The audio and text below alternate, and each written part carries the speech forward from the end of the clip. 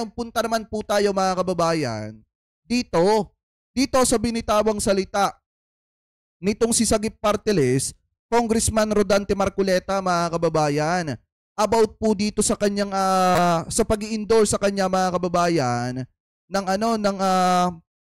PMA ata ito or yung Partido Federal ng Maharlika mga kababayan. So isa siya sa na-endorse dito kasama itong sina Aimee at etong sina Ping Lacson mga kababayan at eto pong sina Tito Sen. Ngayon mga kababayan, nung nag-endorse etong Partido Federal ng Maharlika, mga kababayan, meron pong binanggit na salita dito etong si Maharlika na kung saan mga kababayan, dito nyo makikita at dito natin mapapatunayan na talagang ginamit lang ni Marcoleta ang Iglesia ni Cristo para po sa pangsarili po niyang interest. Ano yung interest na yon? Ang ipagtanggol etong si Duterte at siraan mga kababayan etong kamera, etong ginagawang investigasyon ng Quadcom. Kasi kung titingnan nyo mga kababayan, di ba sinasabi nila Rally for Peace yung nangyari nung January 13. Pero mga kababayan, sinasabi naman natin na yun po ay naging political rally. Kasi mga kababayan, yun naman talaga ang totoo. At yun naman talaga ang nakita po natin. So ngayon, kung titingnan nyo po ito mga kababayan, pakinggan nyo mabuti ito. Sa Quadcom, unang-una sa Quadcom.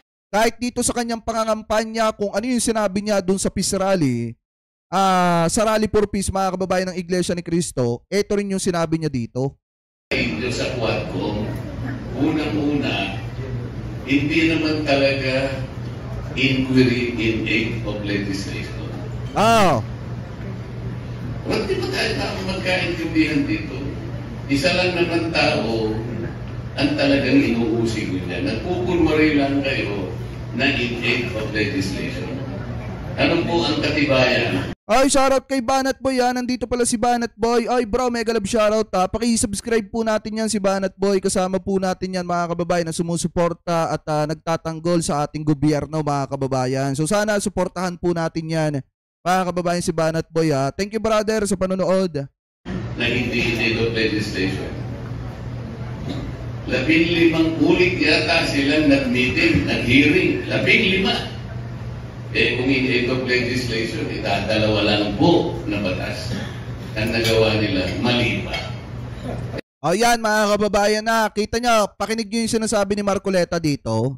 Yun daw pong ginagawang investigasyon ng Quadcom, yan din yung sinabi niya doon sa Rally for Peace. Kaya sinabi natin mga kababayan, na naging political rally yung isinagawang rally ng mga kapatid natin sa Iglesia ni Cristo. Kasi nga, yung sinabi niya doon, yun din yung sinasabi niya dito mga kababayan. Maliwanag na sinasabi niya dito. So ngayon, sabi niya, ito daw pong ginagawang investigasyon ng Quadcom, hindi naman daw po ito mga kababayan in aid of legislation. Kung hindi, pam-persecute lamang daw po ito mga kababayan or political persecution lamang daw po yung ginagawa ng Quadcom laban daw po kay Duterte. Dahil halatang halata naman daw po na isang tao lang yung pinapatungkulan daw po doon. Tapos, ilang beses daw nag-meeting, nag-hearing, pero ang nakakatawa daw po dito, dadalawang batas lang daw yung nagawa ng Quadcom mga kababayan at mali pa daw po.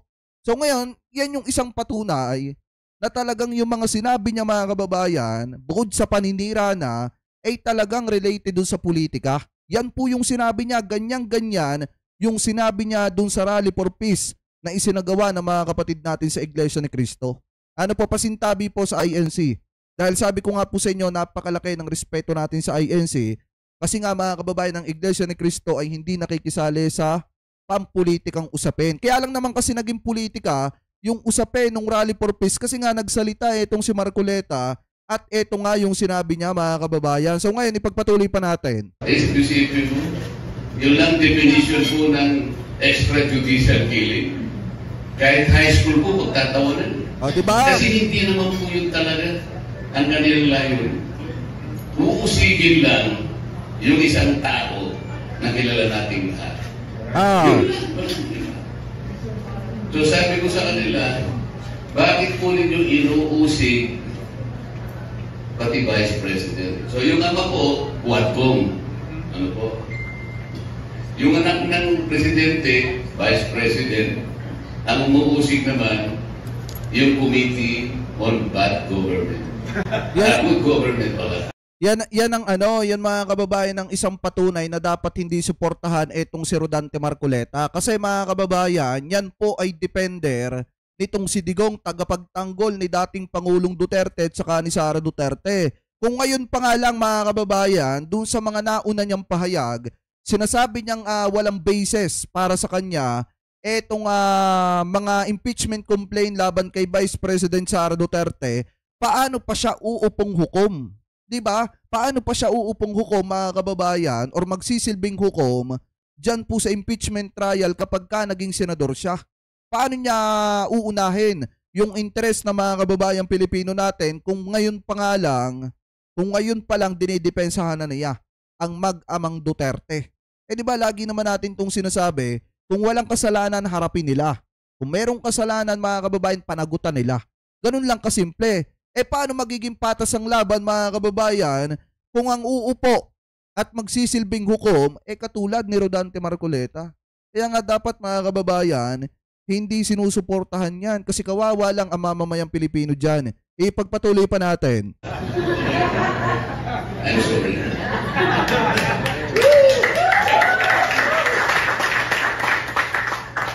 Sinong maniniwala sa atin? Natotohanan na naman ang ginagawa natin, inquiry in aid of legislation. Sa totoo lang, uunahan ko na kayo. Ginagawa nyo to para i-impeach ang Vice President. Ito na yan. Nangangalap lang kayo ng ebidensya para sa ganun. November pa po yun. December, sinasabi ko na ang katapos-tapusan ng ginagawa ninyo ito, you will impeach the Vice President. Ay, hindi na kahit kailan hindi namin iniisip yan. Wala kami iniisip na rin yan. Ang kaming iniisip namin ay yung ikagaganda ng ating republika. Yan mga kababayan ha, yan ang isang patunay na dapat wag suportahan itong si Rodante Marcoleta. Kasi mga kababayan, kung ngayon pa nga lang, defender na ng Vice Presidente at ng dating presidente, asahan nyo mga kababayan, hindi magiging epektibong senador, lalo na kapag ka umupo yan sa impeachment trial, laban po dito kay Sara Duterte. Ano po, siguro pagdating sa kanya, hindi ko naman mga kababayan di umano, baka i-acquit niya etong si Sara Duterte. Ano po kaya mga kababayan, yung mga pro-China dyan, hindi ko naman sinasabing pro-China siya, pero yung mga defender dyan na pro-Duterte, huwag nyo nang suportahan yung mga yan. Kasi nga, sabi ko nga sa inyo, ang labang ito ngayon medyo mabigat. Kasi nga, ang magkalaban dito, pro-China at pro-Pilipinas. So ngayon, yung pro-Pilipinas, alam naman po natin, kapag ka pro-Pilipinas siyang sinuportahan natin, yan ay pro-Maka-Pilipino. Ang uunahin yan ay yung interest ng mga kababayang Pilipino po natin at yung ikagaganda ng Pilipinas kaysa po dito sa mga pro-China ito. Pero hindi ko sinasabi na pro-China itong si Marcoleta. So ngayon, mga kababayan, nasa sa inyo na lang kung susuportahan ninyo itong si Marcoleta or hindi. Pero para sa akin, in my personal opinion, mahirap pagka nanalo siya bilang senador. Ano po? So anyway, mga kababayan, ngayon punta naman po tayo dito sa last topic po natin na kung saan pakinggan po natin ang reaction mga kababayan ng isang political analysis patungkol po mga kababayan dito sa impeachment ni Vice President Sara Duterte. Kasi ayon po dito mga kababayan kay Sir Ronald Llamas, etong si PBBM nagpahiwatig na doon sa mga senador mga kababayan, especially kay Senate President Chis Escudero about po doon sa impeachment mga kababayan. At about dun sa landas na tinatahak ng presidente po ngayon. Kasi mga kababayan, kung mapapakinggan nyo, nabanggit na lahat ni PBBM, especially yung tukhang, yung pagkukulimbat ng sako-sakong pera ng mamamayan, yung pakikipaghalubilo or pakikipagkaibigan or pagpayag dun sa mga dayuhan na magnegosyo ng illegal dito sa ating bansa sa pamamagitan ng Pogo, mga kababayan. At marami pang nabanggit itong si PBBM na alam naman natin kung sino yung pinapatungkulan. So ngayon, pakinggan natin mga kababayan kung ano nga ba ang kahantungan ng impeachment laban po dito kay Vice President Sara Duterte at kung bakit nga ba hindi gumagalaw ang Senado ngayon, mga kababayan. So ito, i-play po natin, i-credit po natin ito sa teleradyo serbisyo. Panoorin na po natin, mga kababayan. Paborito nating political analyst partner. Hi, Sec. Magandang umaga po sa inyo. Good morning, sir. Magandang umaga. Alvin, Doris, happy birthday, Doris. Ay, thank you po. Anong hula mo? Hulaan mo nga anong edad ni Bigornia? 36. Yan. Ang galing din, ano? Ang galing. Thank you. Bola, no? Yung totoo. Ayaw man dyan, Doris, wala pa tayong pandesal man lang dyan. Aliko. At saka nanti dito. Kumakain kami ng breakfast namin ng corned beef at saka longganisa. Alam mo na, ha? Pero habang kumakain kami, Secretary, bigyan mo nga kami ng matindi-tinding pag-analisa diyan. Ano ba? Anong basa mo? Sa mapipilitan ba yung Senado na Eto, pakinggan nyo mabuti to, mga kababayan, ha? convene ng mas maaga-aga o hindi? Paninindigan nila yung July 21 na simula ng impeachment? Well, dalawa yung pwedeng pressure dyan. Yung isa ay popular opinion.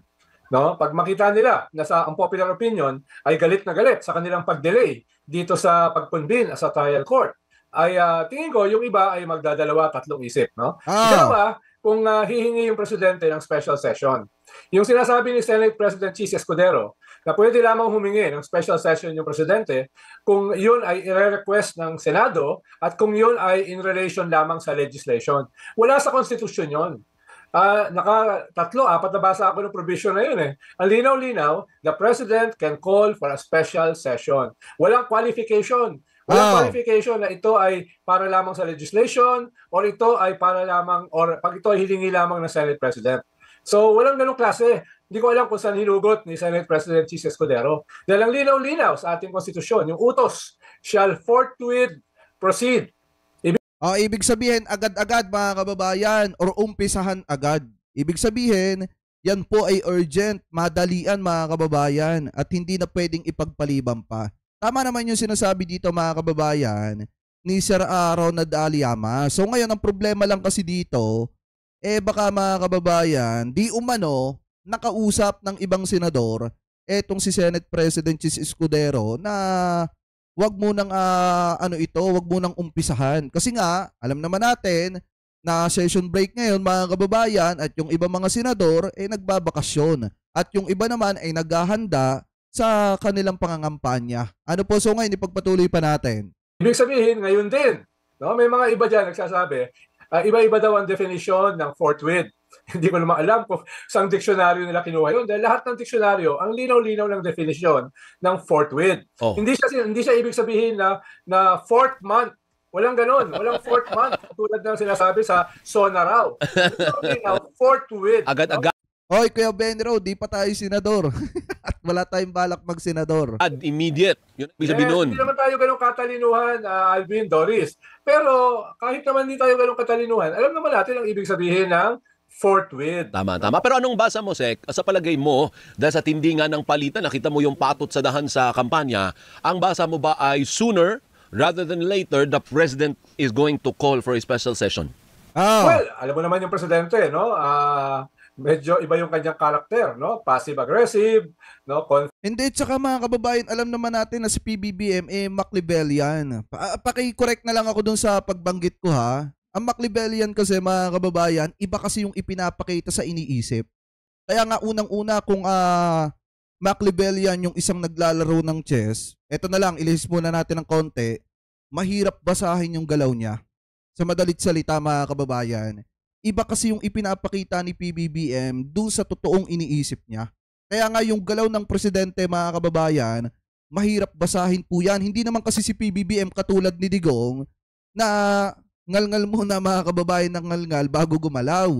Ano po, si PBBM kasi tahimik lang, and then iba yung ginagawa ni PBBM sa mismong nilalaman ng utak ni PBBM, ng isip ng presidente. Kaya yung iba nahihirapan na basahin ang galaw ng presidente. Kita nyo, di ba, nagbigay ng opinion dati ang presidente na wag ng pagtuunan ng pansin etong si Sara Duterte. Pero kita nyo naman, mga kababayan, na sa pangalawang salita ng presidente, sinasabi niya na sinusubukan niyang pakiusapan yung mga kasama niya. Wala nga namang nag-file ng impeachment complaint laban po dito kay Sara Duterte sa kanya mga kasama, and then iba yung nag-file. And then sinabi ng presidente na kailangan sundin yung due process mga kababayan. At dahil po dyan, sinasabi nung kabilang kampo na wala daw isang salita ang presidente.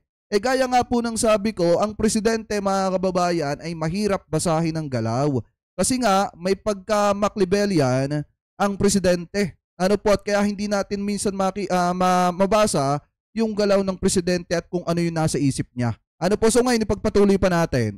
Conflict-averse, pero ngayon malinaw na dun sa kanyang kampanya, halimbawa yung unang araw at yung mga sumunod, no, nung sa Lawag, sa Iloilo, sa Davao mismo, malinaw na open warfare ito. Binanggit na niya yung mga matagal nang binabanggit, yung usapin ng tokhang at saka extrajudicial killings at crimes against humanity. Binanggit na niya yung West Philippine Sea, yung betrayal ng ating national sovereignty ng mga Duterte. Binanggit na niya yung corruption, katulad ng Palmari, etc. Binanggit na niya yung mismanagement ng pandemya, etc. etc.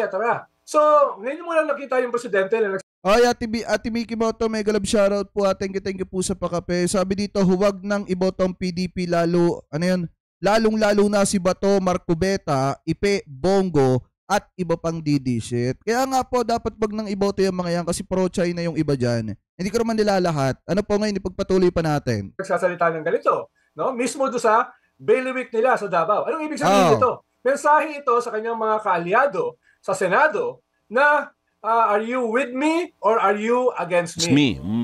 So, paano to? May commandment yung konstitusyon, utos, na simulan na ang Senado as a trial court. Ngayon, naglabas na rin ang presidente. No? Ito ay guhitan na. Ito ay gera na. Kayo, ikakampi ko ba sa gera o hindi? So, ibig sabihin, yung mga sinabi ni PBBM, mga kababayan, especially nung nagsalita itong si PBBM sa mismong teritoryo ng mga Duterte, mga kababayan, yun po ay pahiwatig na sa mga senador na uumpisahan nyo ba yan or hindi. Kasi mga kababayan, ano yan yung binanggit na ng presidente mismo, yung pagsasako ng bilyon-bilyon o milyon-milyong halaga ng pera ng taong bayan. Yung pakikipagkampihan sa China, mga kababayan, yung tokhang, etc. at yung iba pa. Diba? So ngayon, ipagpatuloy pa natin. Dapat majority ng Senado, kakampi niya. Diba? Administrasyon Totoo yun. ng karamihan doon Ibig sabihin, paano yan? Clear signal sa kanila. Wala nang patumpik-tumpik, wala nang alinlangan, no? Hindi, pero ang tanong doon is, kikilos ba yung Senado without the imprimatur of the President through a call for a special session? Ibig sabihin, magbabago ngayon ang isip, babaliktad, magto-turn around ngayon si Senate President Escudero ngayon kasi ang standing niya, no, we cannot do that. The earliest should be July. Ay, actually, June nung una, June 2, sabi niya, June 21, yung pagbabalik nila. June 2, tapos naging July 21 ata yun. Pakitama na lamang po ko kung ako po ay mali. June 2 ata, tapos yung last naman, July naman ngayon. Sona na. After Sona daw. Pero saan ba nang gagaling si Senate President Chis Escudero?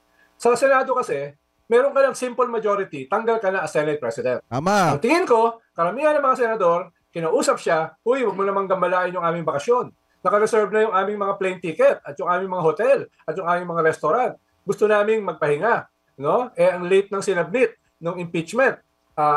Kaya gusto namin ituloy yung aming bakasyon. Ikalawa, may mga 7 na electionist at merong mahigit 3 na tatakbo sa local election. Ayaw nila na malagay sa spot. Dahil kung magkakaroon sila, makikita na sila ay for or against impeachment, mababawasan sila ng boto. So mas mabuti na after election na lang. No, after election na lang. So yun yung pinanggagalingan ng malaking bahagi, at least 10 yan. Yung iba naman ay meron ng calculation na makakasama sa kanila ito sa 2028. Dahil baka mawala yung kanilang possible na botante sa Mindanao. Baka mawala yung posible nilang botante sa Iglesia ni Cristo. So lahat yan is about political calculation. No? Pero Alvin, Doris, huwag mo kalimutan. Nung impeachment ni Corona, minority ng mga senador ang pagkiling for impeachment. Minority, maliit lang. Pero after nung dulo, nung nagkaroon na ng botohan, yung minority naging overwhelming majority, naging 20. So marami pang pwedeng mangyari. Pressure galing sa gobyerno, pressure galing sa tao, no, etc. Kasi mga kababayan, sa totoo lang, ipit na ang Senado sa sitwasyon ng impeachment laban po kay Vice President Sara Duterte. Bakit? Kasi ang karamihan sa panawagan ng mga kababayang Pilipino po natin, umpisahan na yung impeachment sa lalong madaling panahon laban po dito kay Sara Duterte, mga kababayan. Kasi nga, marami sa mga kababayang Pilipino natin, especially yung mga netizen, inip na kung ano ba yung kahantungan nitong impeachment na ito laban po dito kay Sara, mga kababayan. At yung iba naman, especially yung mga grupo na nag-file ng impeachment complaint laban po kay Sara Duterte, talagang nakaabang na rin kung ano ba ang gagawin ng Senado. Kaya nga yung iba, mga kababayan, talagang sunod-sunod yung mga panawagan na magtrabaho na at gawin na ng Senado yung kanilang trabaho. Ano po kasi unang-una, dito rin natin makikita kung sino ba yung mga senador, mga kababayan, or mga tumatakbong senador na iisipin yung interes ng mamamayan at hindi iisipin yung interes nila. Di ba, mga kababayan? Diyan tayo makakapag-decide lalo kung sino yung mga senador na pwedeng suportahan at iboto, mga kababayan, na re-electionist. Ano po, so ngayon ipagpatuloy pa natin. Etc. So kahit ganun yung balance ngayon, iyan ay pwedeng dramatically magbago, no? Batay sa iba't ibang mga factors or variables. Pero paano kaya talaga mapapabalik? Ikaw na rin nagsabi, yung kanilang visa, andyan na hotel, andyan na, aeroplano, andyan na. Paano mo sila mapipilit na bumalik? At sundin kung ano ang sinasabi ng konstitusyon. Sa ngalan ng ano sila babalik? Hindi naman siguro sa ngalan ng pag-isa. Malaki yung hinihingi nila. Diba? No? Hindi ko naman sasabihin kung ano yung hinihingi nila. Pero sigurado ko mas mahal sa pandesal. No? Pero, ayun nga, may pressure sa kanila, yung commandment ng konstitusyon. No? Walang patumpik-tumpik yun. Talagang utos yun. Ikalawa, ay yung Article 11 ng ating konstitusyon, parang sinasabi, ito ay sui generis. Ibig sabihin, ito ay bago. Hindi ito yung normal na proseso nila sa Senado. No? Naiiba ito. Unique ito Impeachment ito. Ibig sabihin, yung normal process nila na, uy, magbabakasyon muna kami. Uy, kukonvene namin yan after ng election. No? Uy, kailangan in plenary kami. It does not follow. Dahil nga naiiba na yung utos ng konstitusyon sa kanila. No? Na ang utos sa kanila ay forthwith proceed. No? In-emphasize ko yon, no?